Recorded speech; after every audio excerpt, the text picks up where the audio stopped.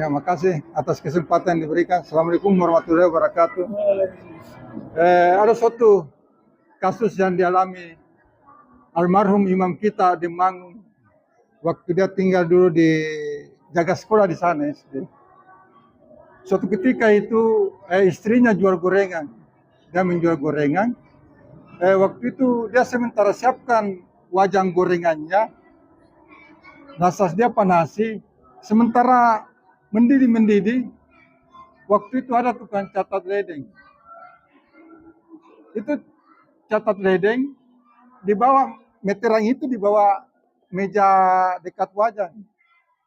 Jadi pas itu kan meternya mencatat buka di bawah, dia naik, tertumpah itu minyak yang satu wajan itu.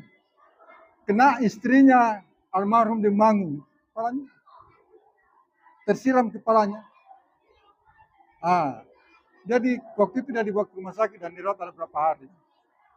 Yang saya ingin tanyakan Pak tentang tanggapannya seorang Demangun. Demangun itu banyak yang pernah tanya bahwa melapor ke manakah ke PDAMK, ke apakah karena ini cerita kena musibah gara-gara tukang catat meter air tadi itu. Tapi Demangun tidak mau mengambil suatu persoalan dari dia terima saja bahwa ini suatu mungkin musibah atau apakah masalahnya. Yang jadi pertanyaan buat saya dari kasus Demangun ini, apakah Demangun itu bisa digolongkan orang sabar atau orang bagaimana Pak? Itu saya hanya ingin bertanya dari kasus ini. Siapa tahu ada teman-teman kita yang bisa menjawab saya dengan suatu kasus, yaitu saya mempertanyakan apakah Demangun sabar itu atau dia bagaimana dalam persoalan. Makasih kesempatan yang diberikan. Assalamualaikum. Ya, assalamualaikum warahmatullahi wabarakatuh. Alhamdulillah wassalatu wassalamu ala rasulillah. Ya, saya tertarik tadi dengan ya mungkin ayat atau hadis tadi bahwa kesabaran itu tidak ada batasnya ya. Atau mungkin ungkapan barangkali. Tapi saya kira pada satu titik barangkali kesabaran itu harus punya batas, Pak. Ya, karena begini, kalau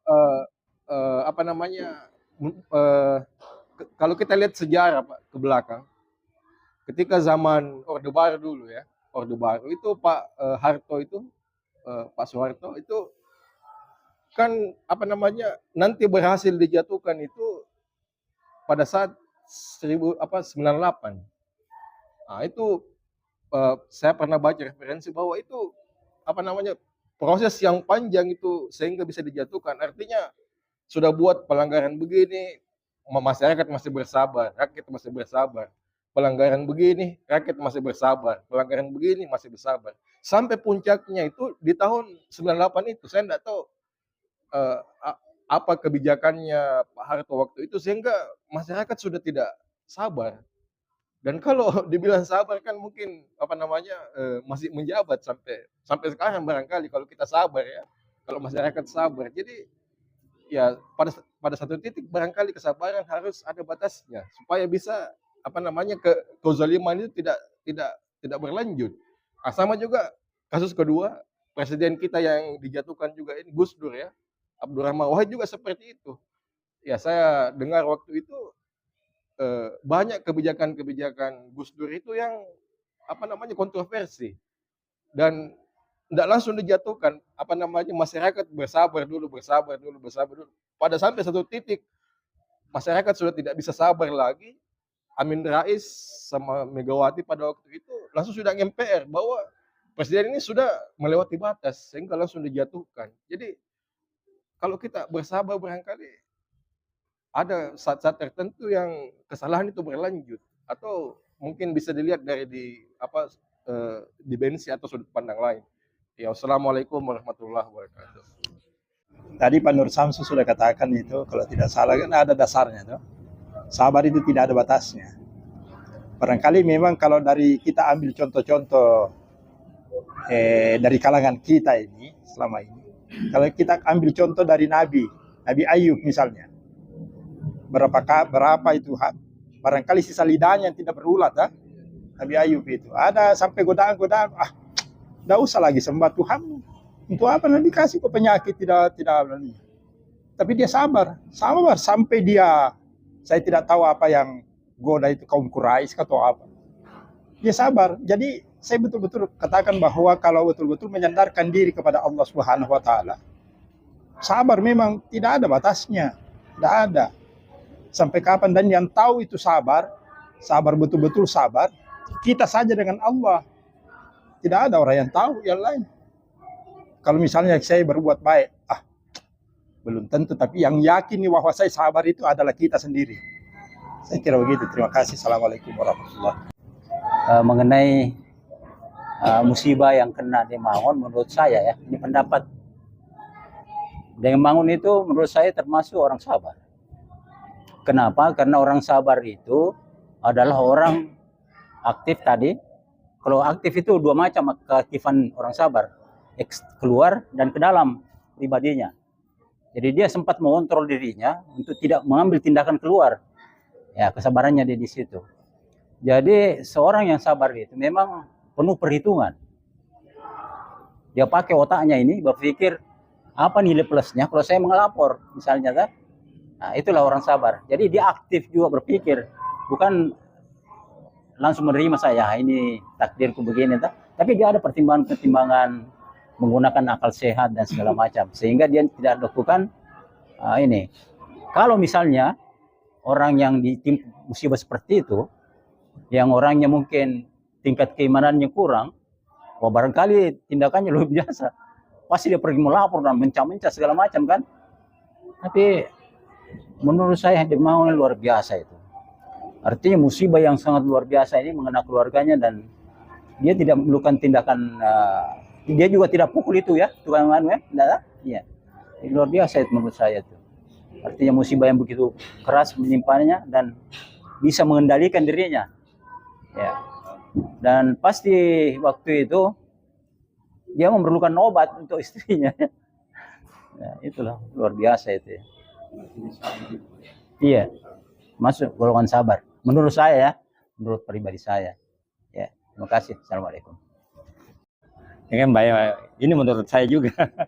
Jadi begini, itu ada haknya Demangun untuk membela diri, memprotes, tetapi dia mengorbankan haknya. Dan itu yang jarang didapatkan. Orang banyak menuntut hak, jarang ada orang yang mengorbankan haknya. Dan itu saya sependapat dengan Pak Ismail. Jadi dia berhak. Jadi kan Bible mengatakan tempelan pipi ke kanan, kasih pipi kiri. Datang ajaran Rasul, kalau kau ditempelin berhak untuk membalas. Tapi kalau kau maafkan itu lebih bagus. Ya. Mengenai itu kepentingan publik. Jadi beda kepentingan pribadi dan publik. Jadi ada orang wakil-wakil kita memprotes atau melakukan tindakan karena itu kepentingan publik. Kalau dibiarkan akan semakin besar. Jadi mereka mengambil tindakan itu untuk kepentingan publik. Berbeda dengan kasus tadi itu kepentingan pribadi. Saya kira itu. Terima kasih ya. Tadi saya sudah di sela-sela pembahasan saya tadi, saya sudah menyampaikan di dalam Al-Quran yang berbicara tentang kesabaran. Bahwa yang paling tinggi tingkatannya itu apabila dia dizolimi, lantas dia mampu berbuat sabar, maka di dalam Al-Quran dikatakan bahwa dia dimuliakan di sisi Allah. Kalau dia tidak mampu bersabar, ada beberapa yang dia lakukan. Boleh membela diri. Kemudian boleh membalas dizolimi sesuai dengan kadar kezoliman orang itu kepadanya. Nah, ini tingkatannya di dalam ini tentang orang yang sabar dan tidak sabar. Walaupun dia tidak sabar, tapi ada aturannya juga di dalam. Nah, itu tadi boleh membalas kalau dia dizolimi. Kemudian dia juga sesuai dengan kadar kezolimannya. Sebagaimana besarnya dizolimi, dia bisa membalas seperti itu. Dan yang paling tinggi tingkatannya di dalam Al-Quran tentang orang sabar itu mendapatkan kemuliaan di sisi Allah kalau dia mampu bersabar. Ya itu tadi. Terus sedikit tentang Demangun tadi, saya mendengarkan dari ilustrasi ceritanya tadi bahwa terkesan Demangun juga ini tidak mau mengambil resiko. Dia kalau mau melapor nanti malah lebih berimbas kepada kembali karena dia melapor yang dia tidak terlalu tahu pasti apa yang terjadi kalau dia melapor. Begitu saya dengarkan tadi dari ceritanya. Dan yang lain-lain tadi ada 3 tadi jamaah yang sudah melengkapi jawaban tentang demam dan itu luar biasa sudah. Demikian semoga pertemuan kita ini Allah memberkati dan